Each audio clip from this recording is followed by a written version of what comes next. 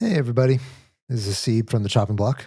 And today I'm doing a little bit of a special holiday episode. It's Thanksgiving weekend.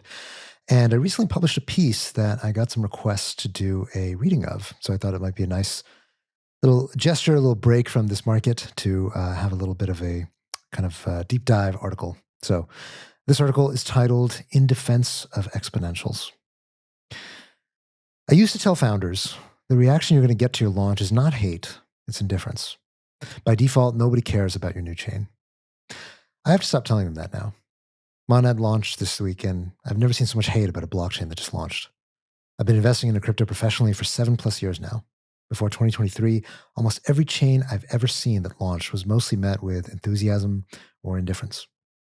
But now, new chains are born into a chorus of hate. The amount of haters I've seen for projects like Monad, Tempo, MegaETH before they even hit mainnet is a genuinely new phenomenon. I've been trying to diagnose, why is this happening now? And what does it mean about the psychology of the market? The cure is worse than the disease. Forewarning. This is going to be the vaguest blockchain valuation post you have ever read. I don't have any fancy metrics or charts to sell you on. Instead, I'll be arguing against the zeitgeist of crypto Twitter, which for the last couple of years, I've been constantly on the opposite side of. In 2024, I felt like what I was arguing against was financial nihilism. Financial nihilism is the belief that none of these assets matter. It's all memes at the end of the day, and everything we've built is inherently worthless. Thankfully, that's no longer the vibe. We've broken out of that spell. But the zeitgeist now is what I'd call financial cynicism. Okay, maybe some of this stuff has value, maybe it's not all memes, but it's grossly overvalued. And it's only a matter of time before Wall Street finds that out. Not that all these chains are worthless, but these things are all maybe worth 1/5 to 1/10 what they're currently trading at. Have you seen these PE ratios? And so you'd better pray like hell that Wall Street doesn't call us on our bluff, because once they do, it's all getting wiped out. You've got many bullish analysts now trying to conjure up optimistic L1 valuation models, inflating PE ratios, gross margins, DCFs, trying to fight against this mood. Late last year, Solana proudly embraced REV as a metric that could finally justify their valuation. They proudly announced, we and only we are no longer bluffing to Wall Street. And of course, almost immediately after REV was embraced, it fell off a cliff. Though Sol, tellingly, did better than REV did. Not that there's anything wrong with REV. REV is a very clever metric. But the point of this post is not metric selection. Then came the launch of Hyperliquid, a DEX that had real revenue and buybacks and PE multiples. And the chorus said, look, I told you. Finally, for the first time ever, a token that has some real profits and a proper PE multiple. Never mind BNB, we don't talk about that. Hyperliquid will eat everything. Because obviously Ethereum and Solana don't make any real money, we can stop pretending to value them now. Hyperliquid, Pomp, Sky, these buyback-heavy tokens are all great. But the market always had the ability to invest into exchanges. You could always buy Coinbase or BNB or whatever. We own Hype, and I agree that it's a fantastic product. But that's not why people were investing in ETH and Sol. The fact that L1s don't have exchange-like profit margins is not why people were buying them. If they wanted that, they could have bought Coinbase stock. So if I'm not critiquing blockchain financial metrics, maybe you think this post is going to be chiding the sinfulness of the token industrial complex. Obviously, everybody's lost money on tokens in the last year, VCs included. Alts are down bad this year. And so the other half of the zeitgeist on crypto Twitter is arguing about who's to blame. Who's become greedy? Are the VCs greedy? Is Wintermute greedy? Is Binance greedy? Are the farmers greedy? Are the founders greedy? The answer, of course, is the same as it's ever been. Everyone is greedy. Everyone. The VCs, Wintermute, the farmers, Binance, the KOLs, they're all greedy, and you are greedy too. But it doesn't matter, because no functioning market has ever required anyone to act against their self-interest. If we're right about crypto, we can all be greedy, and the investments will still work out. Trying to analyze a market that has gone down by figuring out who's greedy is going to be about as fruitful as commissioning witch trials. I guarantee you, nobody just started being greedy in 2025. So this, too, is not what I'm going to be writing about. Many people want me to write a post about why Monad should be valued at X or MegaETH at Y. I'm not interested in writing this post or advocating that you buy anything in particular. In fact, you probably shouldn't buy any of them if you don't already believe in them. Will any new challenger chain win? Who knows? But if it has a material chance of winning, it's going to be priced on that basis. If Ethereum is worth $300 billion or Solana is worth $80 billion, a project that has a 1 to 5% chance of becoming the next Ethereum or Solana will be priced according to those probabilities. Somehow, crypto Twitter is scandalized by this, but it's no different than biotech. A drug that has less than a 10% chance of curing Alzheimer's is priced by the market as worth billions of dollars, even if 90% chance it won't pass stage 3 trials and will just go to zero. That's how the math works. It turns out markets are pretty good at doing math. Binary outcomes are priced on probabilities, not on run rates or moral turpitude. It's the shut up and calculate school of valuation. I really don't think that's an interesting question to write about. 5% chance to win? No way. That's clearly a 10% chance. Markets, not articles, are the best way to assess that for any individual token. So here's what I am going to write about.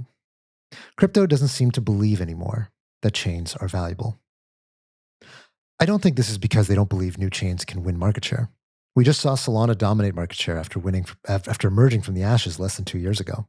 It's not easy, but of course it's possible. It's more that people have come to believe that even if a new chain wins, there's no prize worth winning.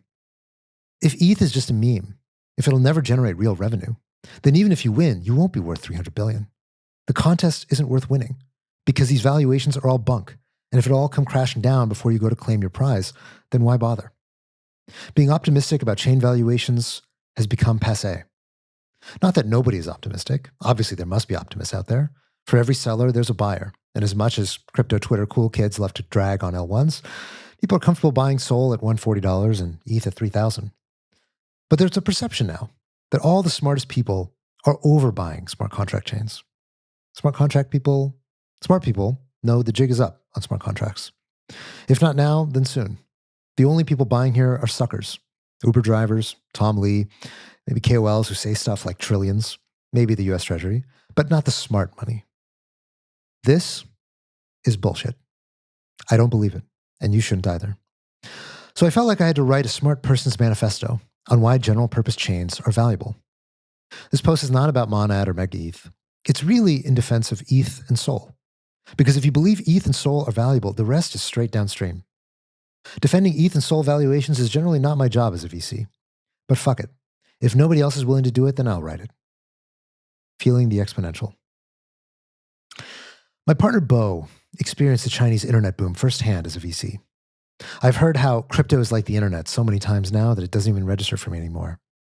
But when I hear his stories, it always reminds me how costly it is to be wrong about these things. A story he often tells is about when all the early e-commerce VCs, it was a small group back then, got together for coffee in the early 2000s. They debated, how big is the market for e-commerce going to be? Is it going to be mostly electronics? Maybe only techies will use PCs. Could it ever work for women? Perhaps they're too tactile. What about food? Maybe impossible to manage perishables. These were deeply important questions for the early VCs to decide what to invest in and what prices to pay. The answer, of course, was that literally every single one of them was devastatingly wrong. E-commerce would sell everything, and the target audience was the whole fucking world. But nobody at the time actually believed it. And even if they did, it would be too absurd to say out loud. You just had to wait long enough for the exponential to show you. Even among the believers, very few thought e-commerce would become as big as it became. And those few who did, almost all of them became billionaires from just holding on. Every other VC, as Bo tells me, since he was one of them, sold too early. It has become passé in crypto to believe in the exponential. I believe in the crypto exponential because I've lived it. When I started in crypto, nobody used this stuff. It was tiny and broken and awful. TVL on chain was in the millions. We invested in the first generation of DeFi, MakerDAO, Compound, 1inch, back when they were science projects. I remember playing around on Ether Delta back when DEXs traded single-digit millions a day, and that was considered to be a huge success. It was complete dog shit. Now we routinely trade in the tens of billions on chain every day. I remember believing it was crazy that Tether hit $1 billion in issuance and was being written up in the New York Times as a Ponzi scheme on the brink of shutdown. Now stablecoins are over 300 billion and regulated by the Federal Reserve. I believe in the exponential because I've lived it. I've seen it over and over again. But you might respond, well, stablecoin growth might be exponential, maybe DeFi volumes are exponential, but they don't accrue to ETH or Sol. The value doesn't get captured by the chains. To which I answer, you still don't believe in the exponential. Because the exponential's answer is always the same. It doesn't matter. This stuff is going to be so much bigger than it is today. And when it's absolutely enormous, you will make it up on scale. Study this chart. For those of you who are listening, not watching, this is a chart of Amazon's revenue, as well as their profit. I'll talk through the chart, so you don't really need to see it. This is Amazon's P&L from 1995 to 2019. That's 24 years. Red is revenue, gray is profit. You see that little blip on the end where the gray line goes up? That's when, 22 years in, Amazon started actually making a profit. Amazon was 22 years old when this little gray line of net income first peeled off of zero. Every single year before then, there were op-eds and critics and short sellers claiming that Amazon was a Ponzi scheme that would never make any money. Ethereum just turned 10 years old. This is what the first 10 years of Amazon stock looked like. Give you a picture of the Amazon stock. 10 years of chop. All along the way, Amazon was beset with doubters and non-believers. Is e-commerce a VC-subsidized charity? They're selling underpriced, cheap, low-quality knickknacks to bargain hunters. Who cares? How are they ever going to make actual money, like Walmart or GE? If you were arguing about Amazon's P/E ratio, you were in the wrong regime. That's the regime of linear growth. But e-commerce was not a linear trend. And so every single person for 22 years arguing about P/E ratios was devastatingly wrong. No matter what you paid, no matter what you bought, you were not bullish enough. Because that's what exponentials do. When it comes to truly exponential technologies, no matter how big you think it's going to get, it just keeps getting even bigger. This is the thing that Silicon Valley has always understood better than Wall Street. Silicon Valley was raised on exponentials, while Wall Street was raised on linearity. And over the past few years, crypto's center of gravity has migrated from Silicon Valley to Wall Street. You can feel it. Granted, crypto growth doesn't look as smooth as e-commerce's growth. It's burstier. It goes in fits and starts. This is because crypto, being about money, is deeply tied to macro forces, and it also has more violent regulatory push and pull than e-commerce. Crypto strikes at the heart of the state, money, and so it's more unnerving to governments than e-commerce ever was. But the exponential is no less inevitable. It's a crude argument, but if crypto is exponential, then the crude argument is correct. Zoom out. Here's a collection of charts, all showing numbers going up and to the right. Financial assets want to be free. They want to be open. They want to be interconnected. Crypto turns financial assets into file formats, makes it as easy to send a dollar or a stock as to send a PDF. Crypto makes it possible for everything to talk to everything. It makes it all 24/7, global, interconnected, and open. That will win. Open always wins. If there's no other lesson I've learned from the internet, it's that. Incumbents will fight against it, governments will huff and puff, but eventually they will give up against the adoption, the generativeness, the sheer efficiency that this technology enables. It's what the internet did to every other industry. Blockchains are how that same trend will gobble up all of finance and money. Yes, with enough time, all of it. An old saying goes, people overestimate what can happen in 2 years, but they underestimate what can happen in 10. If you believe in the exponential, if you zoom out enough, then it's all still cheap. And it should humble you that every day, the holders outlast the sellers and the naysayers. Big capital has a longer horizon than crypto swing traders might lead you to believe. Big capital has been trained through history not to fade big technologies.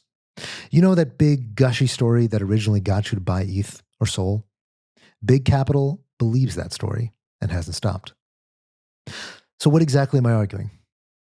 I'm arguing that applying P/E ratios to smart contract chains, the revenue meta as it's now called, is giving up on the exponential.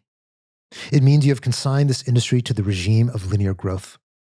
It means you believe 30 million daily active users on chain and less than 1% of M2 is it. Crypto is just one of the things in the world, a sideshow. It did not win. It was not inevitable. More than anything, I'm arguing to be a believer. Not just a believer, but a long-term believer. I'm arguing that this exponential will be bigger than anything else you've been a part of in your life. That this is your e-commerce. That you will look back when you're old and tell your kids, I was there when it all happened. Not everyone believed it was possible, that whole societies could change, that all of money and finance would be transformed by programs running on decentralized computers that we collectively owned. But it actually happened. It changed the world. And you were a part of it. Disclosure, these are my own views. Dragonfly is an investor in many of the assets that I mentioned. Dragonfly believes in the exponential, and this is not investment advice, but is advice of another kind. That's it from me. We'll be back with your normally scheduled programming next week. Enjoy the holidays, everyone. Thanks for listening.